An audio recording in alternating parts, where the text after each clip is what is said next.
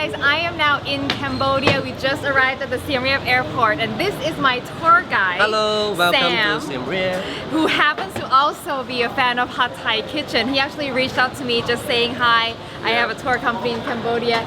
Coincidentally, we were planning a trip here and I was like, well, that's perfect timing. Perfect timing. So here we are. So I expect a very, very good trip.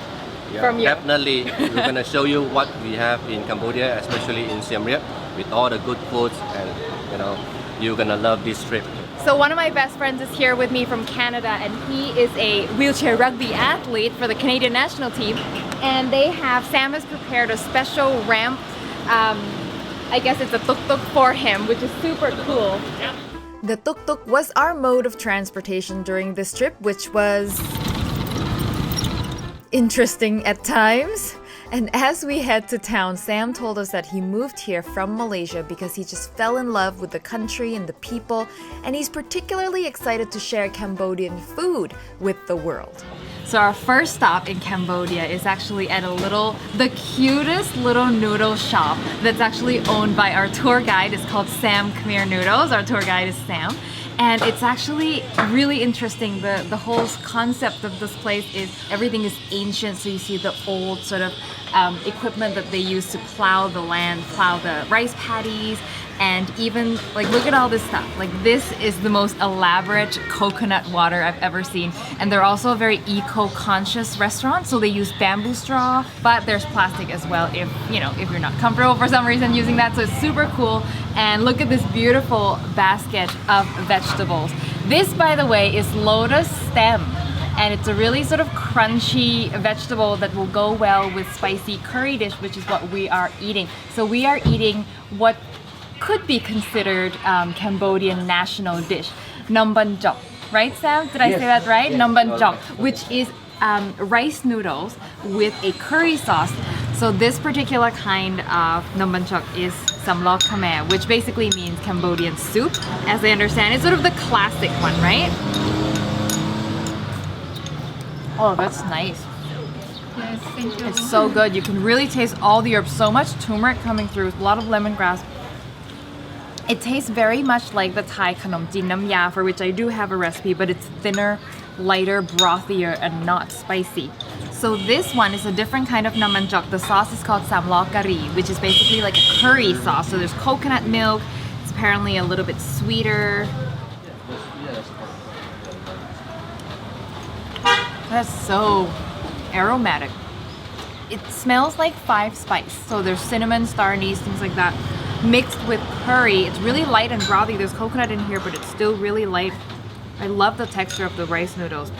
So our fish dish has arrived, and it's this beautiful grilled fish stuffed with all sorts of herbs and lemongrass and whatnot. Ooh, it's juicy. This is snake head fish, by the way. It's very common in this part of the world. This is a tamarind sauce, and I can see shallots. Do I need noodles, or this is okay? This is okay. Here we go. Ah.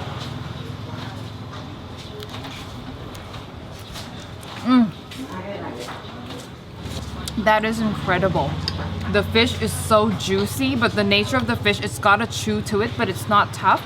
And that sauce, tart, and a little bit sweet, the perfect thing to go with the fish, and the lettuce adds a crunch. Wow, that is an amazing, amazing dish. I was very pampered. So you by can the also Cambodian add some noodles.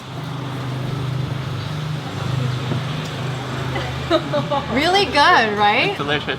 Lan, how do you like it? Oh, it's so good. And for dessert, we have this beautiful platter of papaya. And they're very, very seasonal here. So they will only serve things that are in season. So he was saying, we don't have mango right now because it's not mango season. You can get 2 things. You can do papaya or passion fruit, right? Passion fruit, that's it. And I love that. They're very eco-conscious here. And look how juicy all this papaya looks. It's actually a very different color. Thailand papaya is not like this. Thailand papaya is very dark orange. It's so sweet. It's so good. Normally I'm not a huge papaya fan. But this papaya is really good. I am now at a place called Artisans Angkor, which is an absolutely fascinating place. It's sort of like an interactive and educational museum. You really get to see how all sorts of different crafts are made, including stone carving, the kind of stone carving that go into Angkor Wat. They show how that gets made here. My favorite part was that you can give stone carving a try, which was not easy, let me tell you, and it really gave me a deeper appreciation of Angkor Wat. It is dinner time and we are at this beautiful restaurant called Mahok. The first dish we have is an appetizer with the cutest name ever, prawn noni. And look, it is as cute as its name. It's like a prawn lollipop. This is sugar cane that they use as a stick, and there's rice on the outside. Comes with this orange dipping sauce.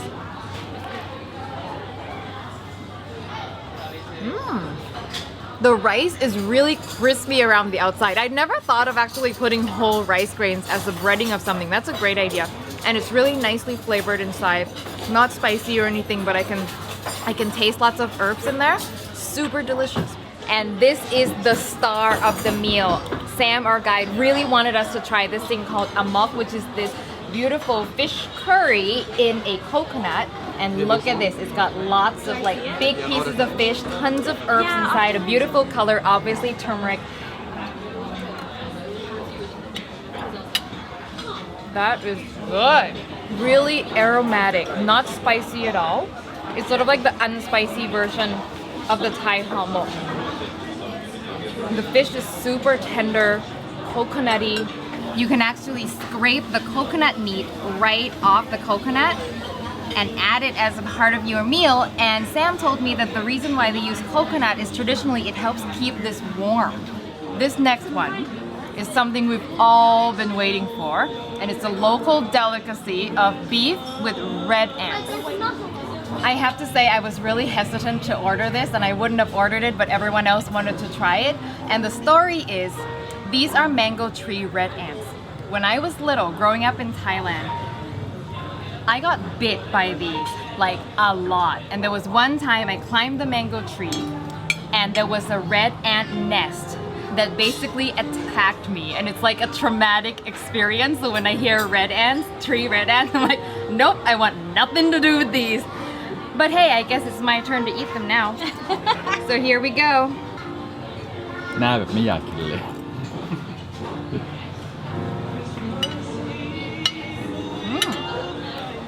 That is spicy. But in a good way. Really good. Oh my god, that's so good. The sauce is super flavorful and it's tart, and it's a little bit tart, and I do wonder if that's from the ants. I mean, obviously, like, I don't feel the ants in my mouth, but I think the tartness is from the ants, because in Thailand we use red ants eggs, and the eggs are quite tart, so it really adds like a sharpness, a complexity to that dish. I'm pleasantly surprised. Before dessert, the chef and owner himself came out to say hello to us, which was such a treat. So I wanted to ask him how he thought Thai and Cambodian cuisines differ. For me, I think more or less really similar, but I can notice that we are a little bit lighter than Thai cuisine. Thai cuisine a bit more stronger in terms of, you know, sourness, saltiness, sweetness, and especially the spiciness. What you just said is exactly what I've been noticing too, that it's light, the flavors are more muted, it's lighter also in body, like it's not as rich. So like in your curry, there's less coconut milk than in Thai cuisine. Like the amok, we have a similar thing called hammock, but ours is more coconut milk and there's eggs in it, so it's like a richer and spicier version of this. So it's really nice for me to like see Cambodian food, because we use the same ingredients, but we do them differently. And thank you for this dessert. What is it? This one is baked pumpkin custard.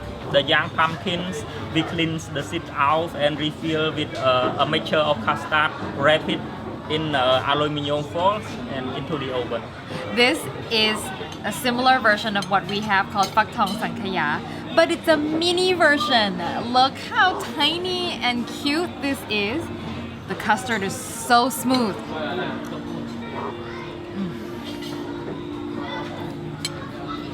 So good. So delicious. I love, this is one of my favorite things to eat. I do have a recipe on my website, But if you can find a mini pumpkin and make a mini version, it'll be even better. And here's the crispy coconut roll.